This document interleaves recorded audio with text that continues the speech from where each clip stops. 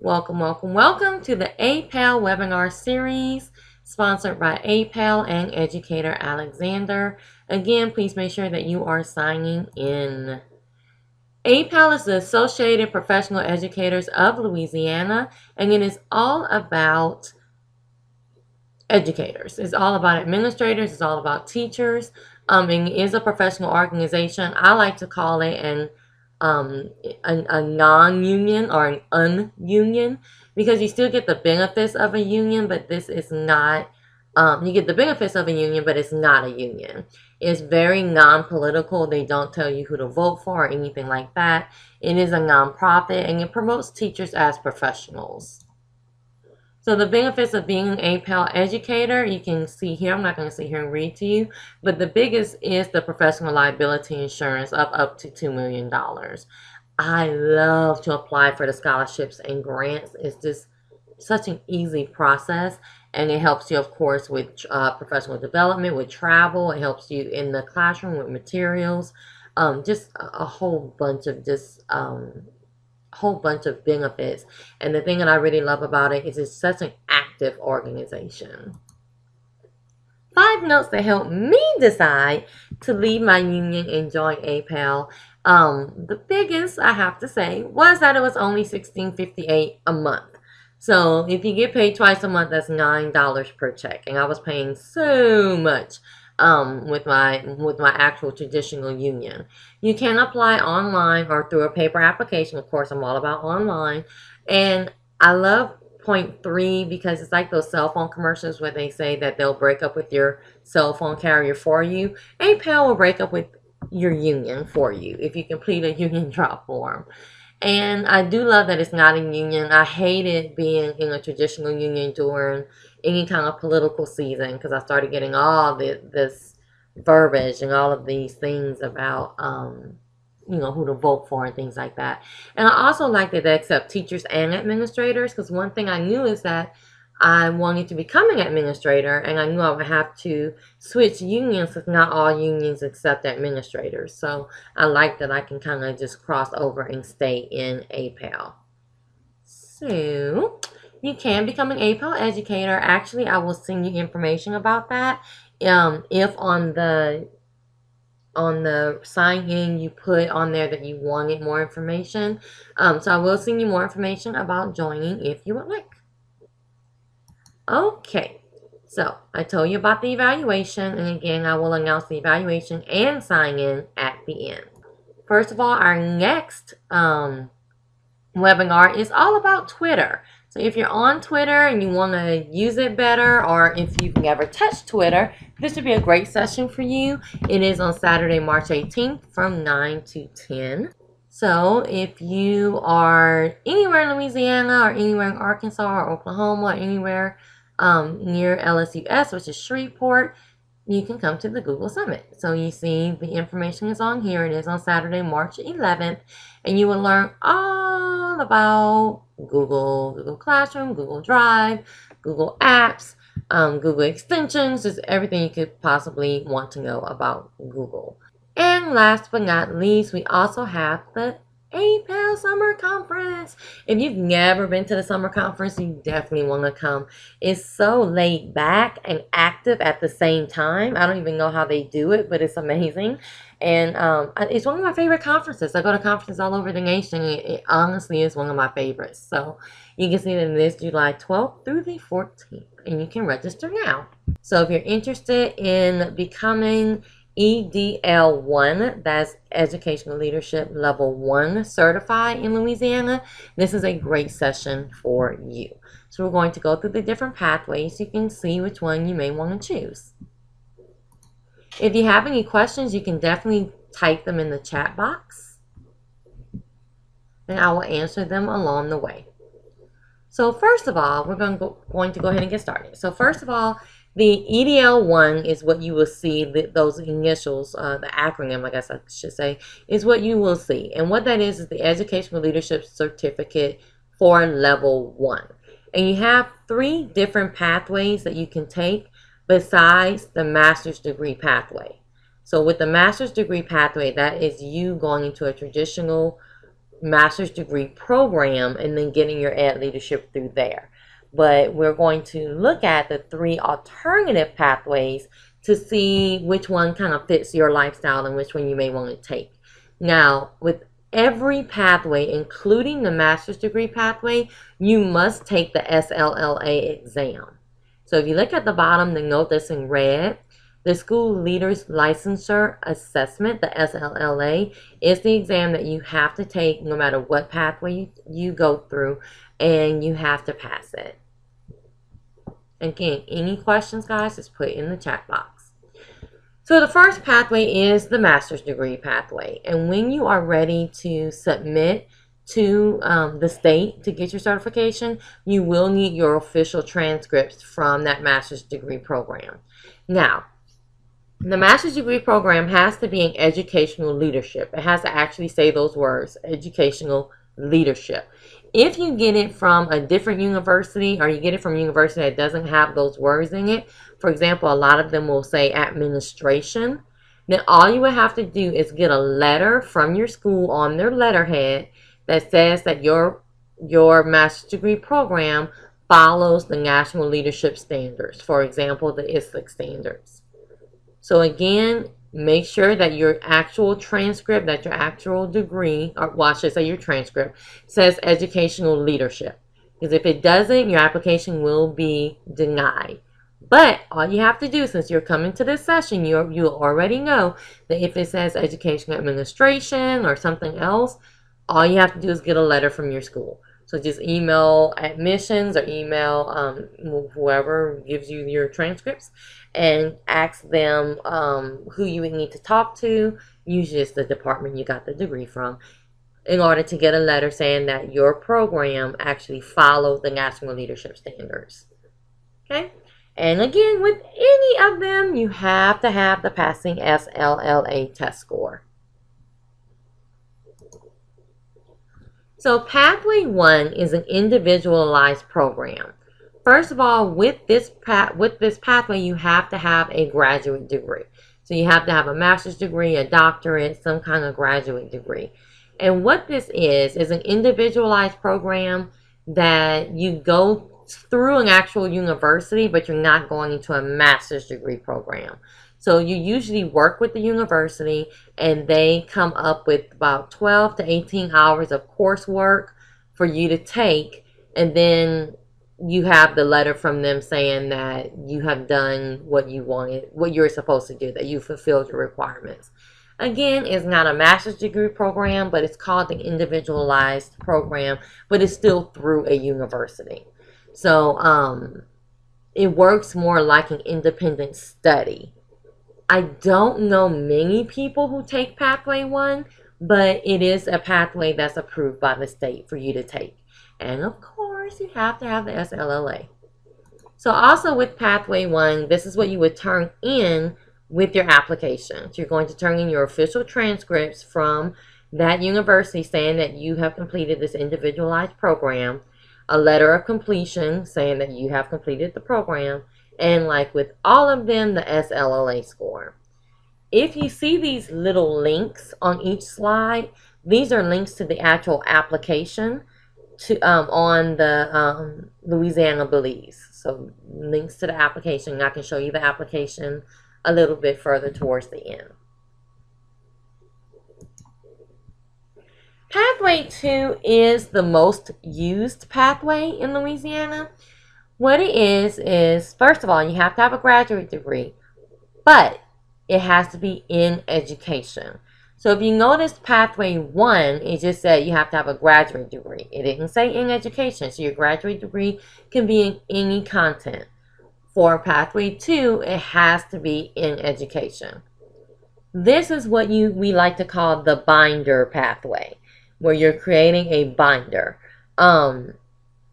It's 240 clock hours of leadership experience, either at your school or at the district level. Now, when we say 240 clock hours of leadership experience, what this means is they have a list of leadership experiences that you should be looking at completing. you have to achieve 240 hours of work in those categories. So when you look at the categories, one may be putting together a master schedule at a school campus. So you would look at that and go, okay, I've done that. Excuse me, I've done that. I put together a master schedule. So then you're going to look at how many hours did it actually take you to do that? Well, it took me 10 hours to put together the master schedule. When you say it took you 10 hours, that doesn't mean 10 hours in a row, but it did take you 10 hours throughout, 3 weeks to put together the master schedule. So what you would do is you would write that on the form. It took me 10 hours to do that. And you would get someone's signature who can vouch for you doing that. So you would get the signature on there, and if they can't do the signature for some reason, maybe they're out of the country or they've moved on, then they can write a letter saying, yes, I saw this person, yes, they spent 10 hours doing it, blah, blah, blah. So either a signature or a letter from someone saying that, yes, I can vouch that this person did this. I do email the state, and this is a state PowerPoint, and I do email the state and ask them questions that I get kind of repeatedly from people. And one of the questions was, how far back can I count this 240 hours? So for example, I may not put together a master schedule today, but 2 years ago when I was out of school, I did do that. Can I count it? There is no official time, but they like to tell you to keep it within 5 years. So don't go, 20 years ago and say I did this, while I was teaching in, 1980. So they like to keep it within 5 years of when you're going to apply. But think about how many leadership experiences you may have done, from 5 years ago to now. So that's where that 240 clock hours will come from.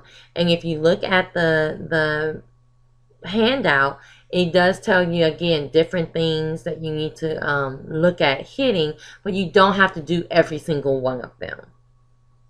Okay. With this, you either get the additional letter, but the letter is not required if you have the signature. So it's either or. It doesn't really make that clear in the paperwork, so that's why I like to point it out. So you don't have to get both the signature and the letter, so either one. With Pathway 2, again, we like to call this one the binder because you're actually putting together a portfolio. But they like to tell you that the portfolio does not have to be put in an actual physical binder. It just should be well organized, and it should be organized by standard and labeled with the 6 performance expectations. And we will take a look at that again towards the end. I like to look at all the documents. So doesn't have to be in a portfolio, but you can put it in a binder. Most people would just put it in a binder and send it off to the state. Do know that whatever you send to the state will not be returned. So whatever you send is theirs. So I always suggest to people is that when you're doing everything, you're going to make a copy of everything before you send it off. Okay? So that is Pathway 2, is the binder, is the portfolio. You're sending that off with all of your signatures, all of your letters if you have any, and all of your proof, because you do have to have an artifact with everything that you do. So if you say that you did that master schedule, how are you going to prove that you did it? Do you have a copy of the master schedule? You need some type of artifact to show that you actually did what you're saying that you did. Okay. So again, when we get further towards the end, we're going to come back to this slide and click on the link so we can see that paperwork. And then we have Pathway 3. So Pathway 3 is when you actually get into a practitioner's program. You have to have 3 years of certified teaching. So if you notice, this one does not say you have to have an advanced degree. So you don't have to have an advanced degree. You can simply have a bachelor's degree, but you have to have 3 years of certified teaching. So if you've taught for 20 years in a private school and you're not a certified teacher, that will not count. So you have to have 3 years of certified teaching. So what you would do with this is you would find a provider in Louisiana a state-approved provider. So you can go, these are some of them right here, and on another slide I have a list of them. So you find that provider, you contact them, see what you have to do to get into their program, and then you just follow whatever they tell you to do. Now, I like to point out the difference between Pathway 2 and Pathway 3. With Pathway 2, I've known people that have started Pathway 2 and they're still on Pathway 2, 3 years later, trying to get all of their paperwork together and things like that. Pathway 3 is a more structured pathway because you're actually entering a program. Now, you're not doing a master's degree and all that and kind of spending the money for that. So you're not going to get a degree out of it. You only are going to get the certification. But it's a more structured thing because now you're in a program. They're giving you due dates. They're telling you what to do specifically. Usually you have a team of help. So Pathway 3 is more structured, to where Pathway 2 is more relaxed and possibly can take you longer depending on your motivation. Okay. So dealing with Pathway 3, what you're going to turn into the state is, of course, you have no transcript submitted because you're not officially in a master's degree or anything like that program. But you will get a letter of completion from the program itself. So they'll say, yes, they've completed everything they're supposed to complete. You'll get that letter of completion and you'll send that in with your application with your passing SLLA score. Always have to get the SLLA score. So these are some of the providers, and this just comes directly from the State of Louisiana website. These are some of the providers for alternative programs. They are highlighted in yellow, and then you see some of the colleges that actually provide master's degrees in educational leadership. So this is a really good chart. Again, the highlight in yellow are the alternative Pathway 3 programs. The one that's in green, I couldn't get any contact information for. So, I'm guessing they're still around, but I went ahead and put it in green because I'm not 100% sure. I do consult with one of these programs. I do consult with Advanced Innovative Education, which is the first one on the list. So if you did want some information from that program, you can definitely contact me at my email and I can send you some information. It's a 14-month program where if you complete everything you're supposed to complete in the program, you are certified at the end and you get that letter of completion. So this is my email address that I just typed in the chat box. So if you want information, of course, about APEL or about AIE, I can give you that. I don't know about the rest of the programs, but you see their emails are there. So definitely shop around, look at all the programs, see which one fits you if you want to do Pathway 3. So a little bit about the EDL-1. The EDL-1 is a certificate that's an entry-level certificate for individuals seeking any kind of leadership position. So I know I was always the one that said, I never want to be a principal. I never want to be a principal. So I never even considered getting my EDL-1. I didn't want to be a principal. Why would I get it? And then I started realizing that even district positions that I was interested in, like the one I have now in instructional technology, I was like, oh, I really do have to get my EDL-1 because you need it for any higher up leadership position. So just if you want to be or don't want to be a principal, if you want to do anything in leadership, you need to go ahead and get your EDL-1. So you see it kind of lists some supervisor and leadership positions that you need to think about to get your EDL-1. So how the application process works. You go to teachlouisiana.net to get your certification and click the certification tab to get the certification application. So the first thing you need to do, that's why I'll do this in order, is to think about what pathway you want to take. Do you want to take pathway 1, 2, or 3? Or of course the master's degree pathway. But so which pathway do you want to take? And then you'll know which application to complete or what pages of the application to complete. So you get the EDL-1, the educational leader packet. You decide which one you want to go through. Once they get the packet, they will decide if you've turned in everything that you were supposed to turn in with it, like your SLLA scores, like your letter of completion, like your transcript. If you're doing the binder path, well, pathway 2, I should say, your binder, whether it's bounded or not, and then you'll be notified in writing if you need any additional information. For example, if you did pathway 1 and your not one, I'm sorry, pathway 2 and your degree, not pathway 2, master's degree pathway, and your degree doesn't say educational leadership, you'll get that letter saying you were declined, it's just educational leadership.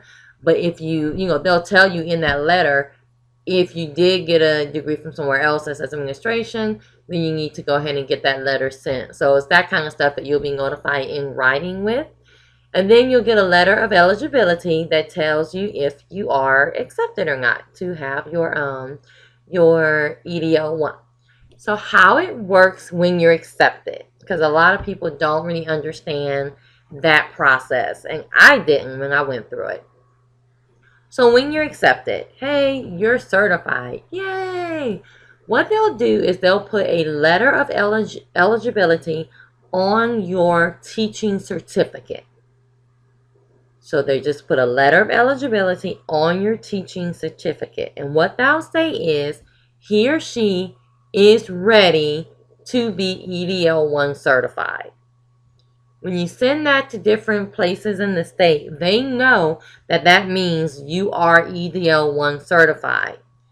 The reason why you don't get your actual standalone educational leadership certificate right away is because as soon as you get, and I know I'm going a little bit ahead in the PowerPoint, but as soon as you get your EDL 1 standalone certificate, that's when your time starts for you to get 3 years of leadership observations, positive leadership observations, because you only have 3 years to apply for your EDL level 2.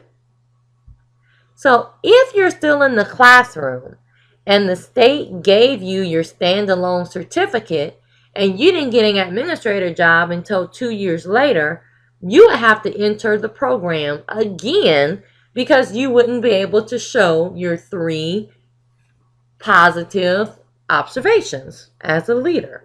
So instead of kind of shooting yourself in the foot, they put a letter of eligibility on your teaching certificate. So right at the bottom of your teaching certificate, it'll say this person, has already done everything they need to do. They are EDL 1 certified. And then what happens is once you get a job, once you get an administrator job, you tell your district, hey, I need my real standalone certificate. They will send the application that you fill out to the state, and then you'll get your standalone certificate. And when I say standalone, it's a certificate by itself. The EDL 1 is a completely separate certificate from your teaching certificate. Then you get that because then your 3 years of positive leadership observations will begin. So I hope I explained that well enough. I can explain to you what happens if you move to another state at the end if anybody's interested in that. But that's how it works in the state of Louisiana. So if you have any questions, guys, please type them in the chat box. I would love to answer them. So just keep that in mind because I was highly upset when when they put the little EDL 1 letter of eligibility, because I was like, what is this? Where's my certificate? And they were trying to explain it to me, but I was hard-headed. I didn't understand. And then finally, I understood. And one of my major concerns was, no one in the state's going to look at that. They're not going to know I'm certified. But I'm living proof that they do look at it. Anybody in the state, all the districts in the state who are hiring for, hiring leaders know to look at that. So I promise you it's fine. Everyone knows what's happening. I promise. So the application process itself, and I see some, oh good, thank you, Kashana. So the application process itself. And this is what you would do. And all this is on the website, and all this is on those little links as well. So you do have to mail everything in. Nothing is electronic as of now. It could change day to day. But as of now, everything has to be filled out and sent in to the address that you see above. You have the actual application that you have to fill out. And then you always have to fill out the professional conduct form. It's really nothing. All you say is, I've never been to jail or whatever, and you sign it. A copy of your teaching certificate. Good question, Courtney. I'm going to get to that in 1 second. Actually, your SLLA scores, as far as I understand, do not expire. Because the SLLA, it has changed throughout the years. It used to be a strictly, what I want to say, a strictly essay type thing. So now it's a test. So now it's multiple choice and constructive response. As far as I know, they do not expire. But what I can do is I can contact the state and ask them. So you see my email address up there, Courtney? Send that to me through an email. I do this all the time. I ask questions for people. So I can contact the state and then get you the answer. I don't mind doing that at all. So I might not take it now, but not apply for it. Oh yeah, that's because it's not going to change anytime soon. So that should be completely fine. But just to get the formal answer, if you email me that question, I promise I can contact the state and get it back to you. So number 3, you do the get you a copy of your teaching license. And you're welcome, Courtney. And even if it says, oh, if we already have it, you don't have to send it. Please send it. Send all of your stuff together. Do not count on anybody going to look anything up. So just send all of your stuff together. Then you get your experience verification forms. Again, that's only for Pathway 2. That's for your binder people. Because you won't have that if you're taking the other pathways. Then you will send your official transcripts. And you see how it says, if they're not already on file, please send everything. Send everything in one nice little packet. Make it easy. Then a letter from your provider. That's if you're doing Pathway 1 or 3. That letter of completion. You do have to have that. So don't send in this application before you have your letter of completion. And then, of course, you need a copy of your SLLA practice scores and the money. Send the money.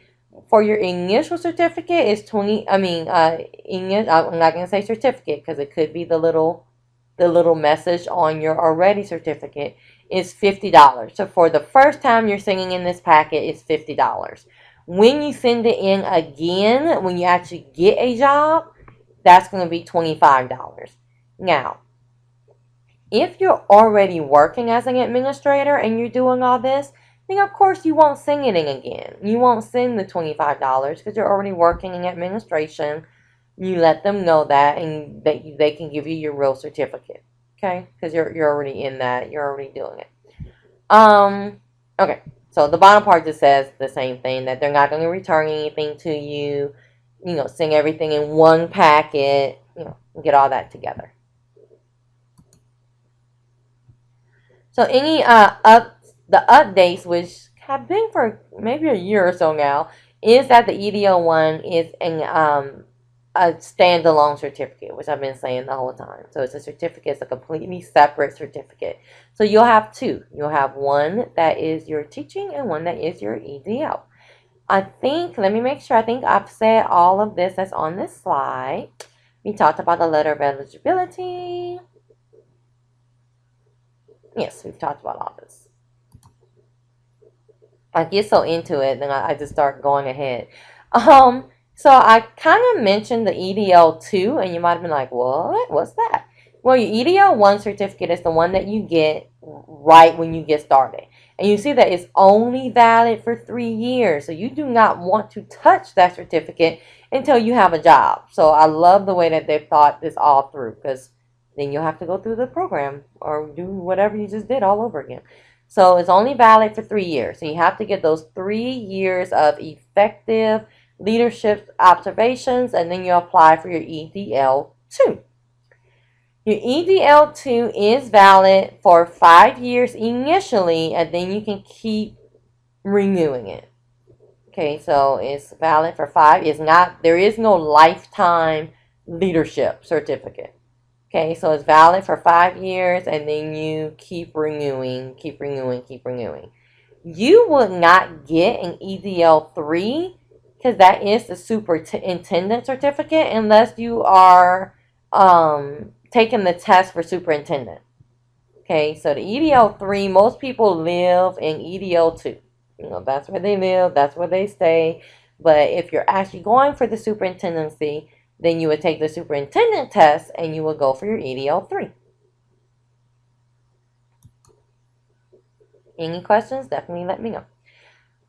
So this is the contact information. I will tell you, I'm one of those people that, I love email. I hate being on the phone. I'm not a phone person.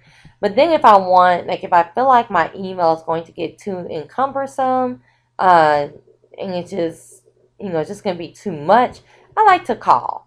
So even though they have this little ax, dash LDOE, I want to call and kind of ask you because I know my email may not make sense. I'm going to save you a lot of time and tell you you need to use this link. I've called several times and they'll listen to my complete story and then they'll go, okay, we understand. Go ahead and go to ax-LDOE and submit that so someone can answer you. And I'm like, dang it. So just don't waste your time calling. Go ahead and use this link and ask any of the questions. Like the question I'm going to ask for Courtney, you can go on here and ask that link. Ask that same question, and then they will. Oh, sorry about that. And then they will answer you. So let me see. I have a question. Are there cases where they may not extend the EDL1 without having to go through a program again? I think the only way they won't extend the EDL1, Kashanga, is if you don't have those 3 positive. I want to say recommendations. Those 3 positive observations. So then you won't be approved to go to EDL2, and then you will have to go through a program or do something else again. So you do have, just like you get your teacher evaluations, you'll have your leadership evaluations, and you have to have 3 positive ones to move on to EDL2. If you don't, then you are no longer certified as a leader.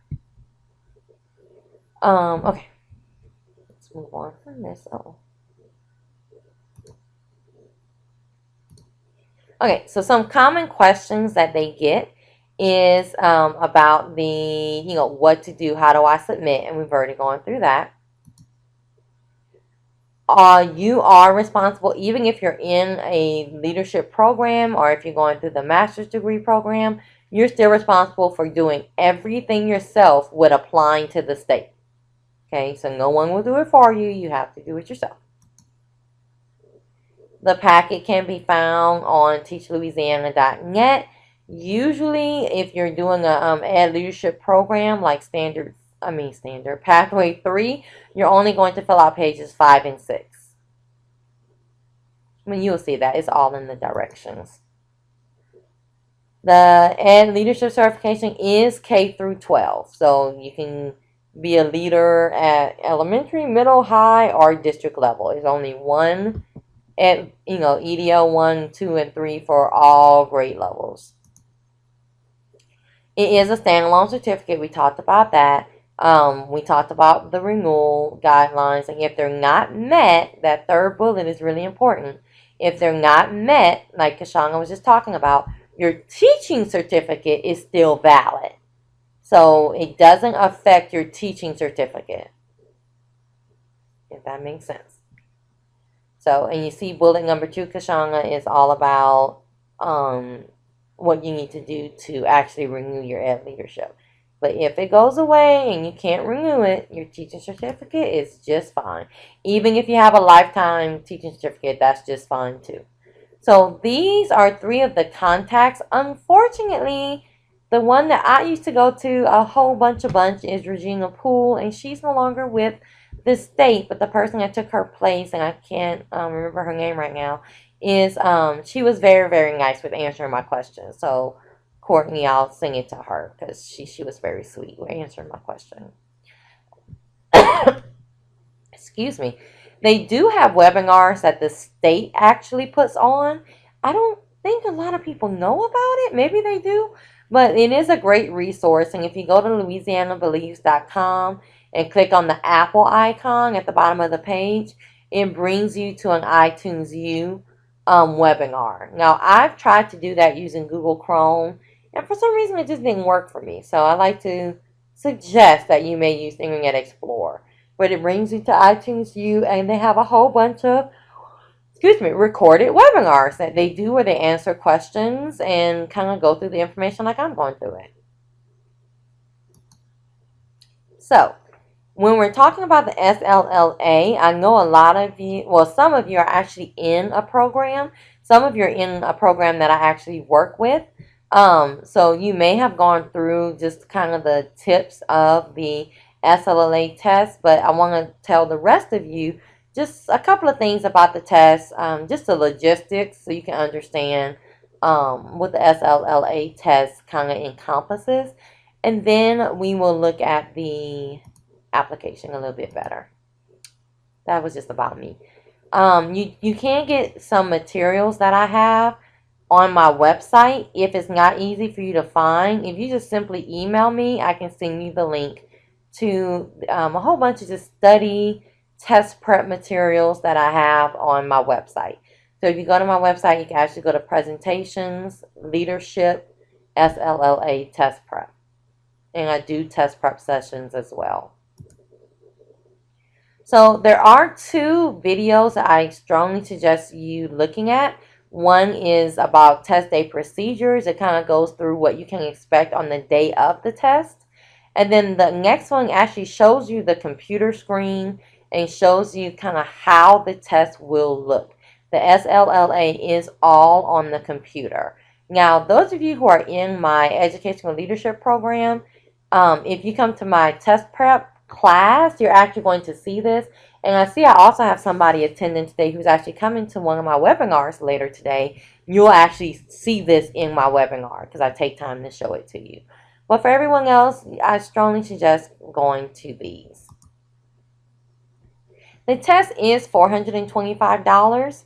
I don't know about you, but I don't have just, a whole bunch of extra $425 laying around. So I kind of want to pass this the first time, if not the first, at least the second, not at least, but at, the second time that I take this. So it is $425.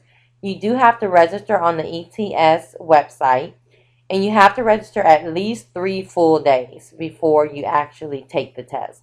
So just know that. So if you kind of wake up that morning and you're like, I got this, I'm going to go take it. No, you're not, because you have to register at least 3 full days before you want to test. And they do have actual testing windows, which I will show you. The testing windows have been updated from when I did this. So you see they're all the 15 and 16. But they do have testing windows. The testing code that you're going to use is 6011.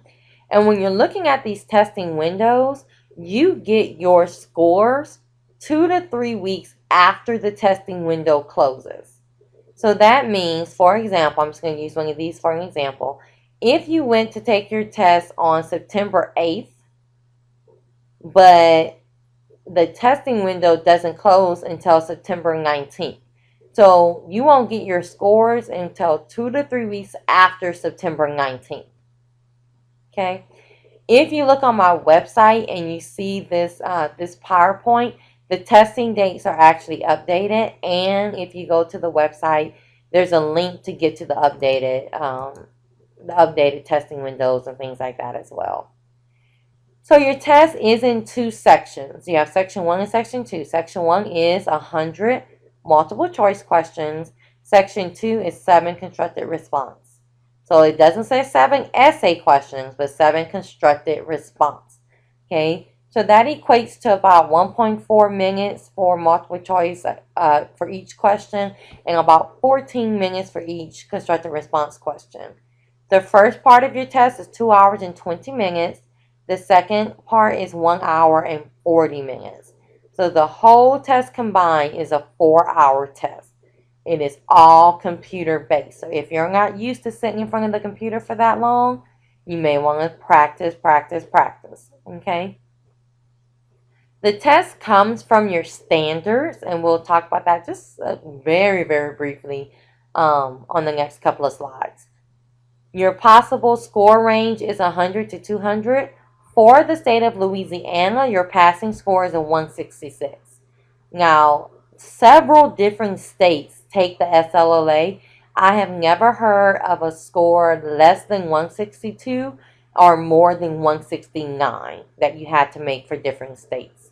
And if you're part of a program, when you are registering, it will ask you, do you want to send your scores to anybody? So do make sure to send it to whatever program you may be in, whether that's master's degree, pathway 1, or pathway 3. So these are your ISLIC standards. The test is based off of these ISLIC standards. These are the standards that they want to make sure that you understand in and out. So the test this is I call the backbone of your test. So do you have to memorize these? Absolutely not. Nobody's going to ask you, what is standard 2? But you will have a whole bunch of questions on school culture.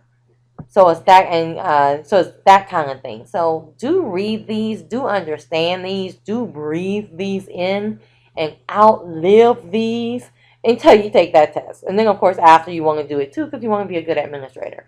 So standard 1 is all about shared vision. Standard 2 is all about school culture. Standard 3 is all about organization. I usually call standard 3 the silent standard, because when you look at your principal and you go, he doesn't do anything. She just never is out of her office. That's usually what they're doing in standard 3. The organization, safety, and scheduling, and all that kind of stuff that you don't really understand until you become a principal. Standard 4 is all about stakeholders. Standard 5 is all about ethics. And standard 6 is all about the global educational community. So I'm going to say about 60% of this test. Notice I put it before more than 50. About 60% of this test is mindset. You have to, number 1, get out of your teacher brain and start getting into an administrative brain.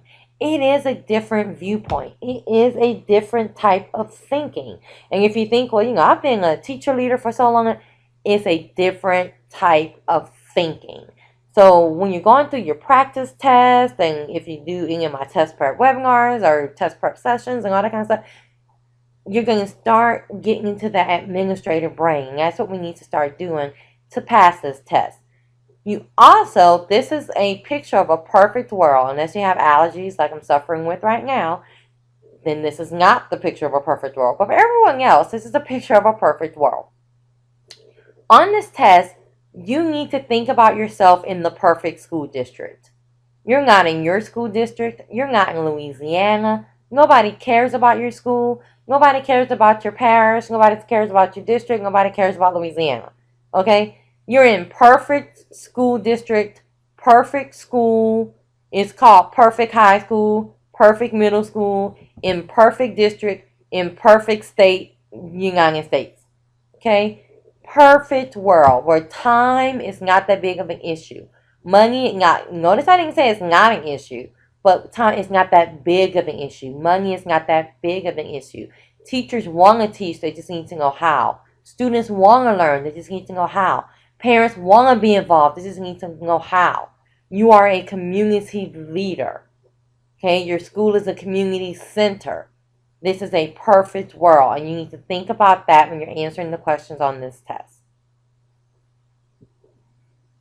Okay?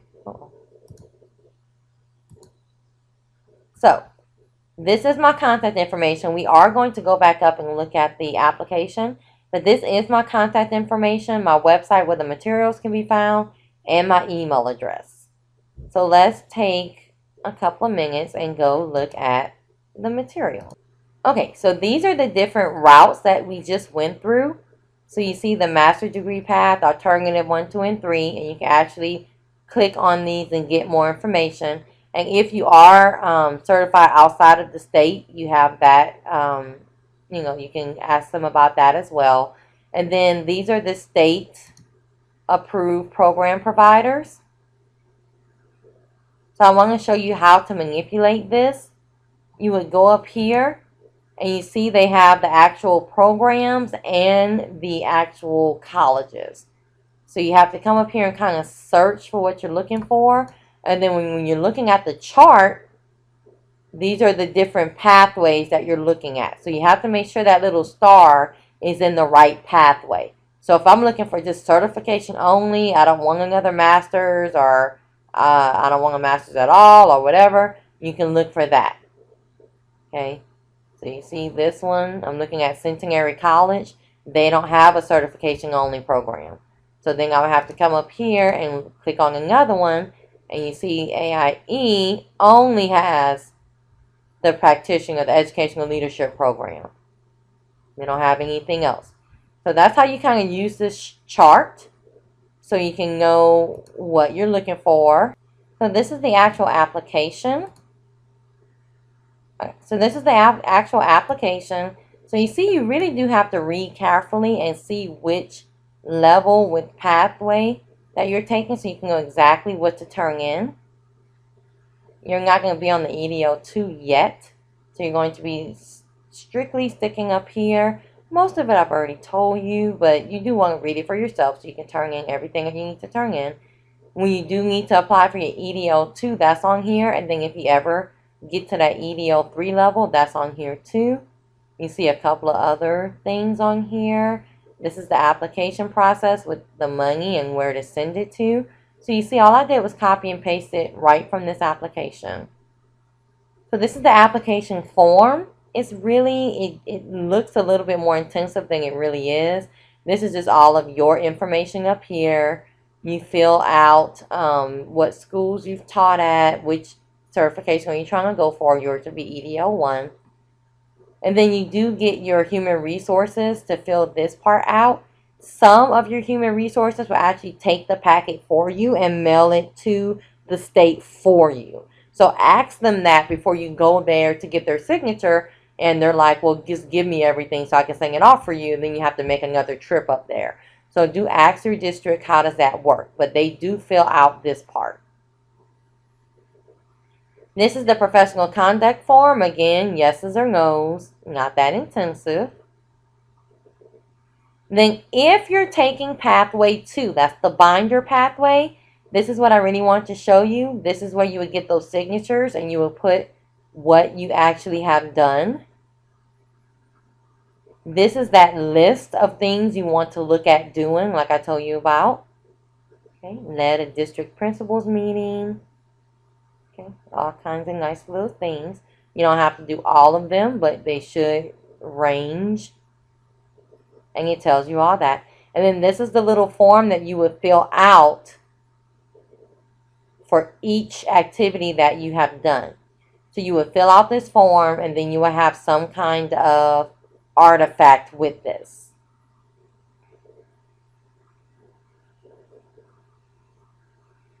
Okay. So that's the whole application process. So if you look at this and you go, oh my goodness, it's 11 pages. Most of these pages you will not be using. So, and it's a whole lot of, it's 4 pages of directions. So don't let the packet kind of freak you out. That's why I like to look through it with you. So don't let it freak you out. Some of you will only be doing page 5 and 6 and then putting the rest of the stuff with it and sending it off. So it's not that intensive. Just take your time and read through everything. And then these are policies about leadership and things like that. You probably won't come here too often, but I do want to show you that it is here for the different policies. So that is pretty much it for the different pathways that you can take for certification in Louisiana. This is only for Louisiana, but these are the different pathways that you can take. Kind of think about it. Think about your schedule. Think about your life. You know, which one of these would make more sense for you. Okay? And then, and also think about how, I hate to use the word motivated, but how motivated are you to do this on your own or to have some somebody kind of help you through the process. So think about all that before you actually pick a pathway to become educational leadership certified. Remember that the next session, the next free webinar that we have is all about Twitter. So if you're interested in tweeting, that would be a great one for you. We also have the conference coming up this summer and the Google Summit coming up right next month. So that is it for me. If you have any questions, please type them in the chat box. And you guys have a great rest of your Saturday.